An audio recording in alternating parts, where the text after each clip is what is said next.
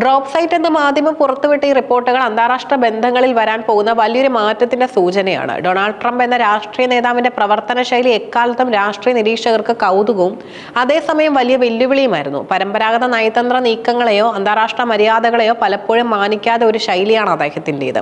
ഒരു നിമിഷം കൊണ്ട് കടുത്ത ഉപരോധങ്ങൾ പ്രഖ്യാപിക്കുകയും തൊട്ടടുത്ത നിമിഷം ശത്രുരാജ്യത്തിന്റെ തലവനെ ചർച്ചയ്ക്ക് ക്ഷണിക്കുകയും ചെയ്യുന്ന സ്വഭാവം ട്രംപിനുണ്ട്. ഔദ്യോഗിക ചാനലുകൾക്ക് കാത്തുനിൽക്കാതെ തന്റെ നിലപാടുകൾ നേരിട്ട സാമൂഹിക മാധ്യമങ്ങളുടെ വിനിമയം ചെയ്യുന്ന രീതി, നയതന്ത്ര ചർച്ചകളിൽ രാജ്യങ്ങളുടെ താല്പര്യങ്ങൾക്കൊപ്പം തന്നെ തന്റെ വ്യക്തിപരമായ പ്രതിച്ഛായയ്ക്ക് പ്രാധാന്യം നൽകുന്ന ശൈലി, ഇത്തരമൊരു വ്യക്തിത്വത്തെ പരമ്പരാഗതമായ ചർച്ചാ രീതികൾ കൊണ്ട് നേരിടാൻ കഴിയില്ലെന്ന് ഇറാൻ തിരിച്ചറിഞ്ഞു. പ്രത്യേകിച്ച് ഇറാനുമേൽ കടുത്ത സാമ്പത്തിക സൈനിക സമ്മർദ്ദം ചെലുത്തുന്ന ട്രംപിന്റെ രണ്ടാം ഭരണകാലത്ത് ഒരു തെറ്റായ നീക്കം പോലും വലിയൊരു യുദ്ധത്തിലേക്ക് നയിച്ചേക്കാമെന്ന ഭയം ടെഹ്റാൻ ഉണ്ടായിരുന്നു.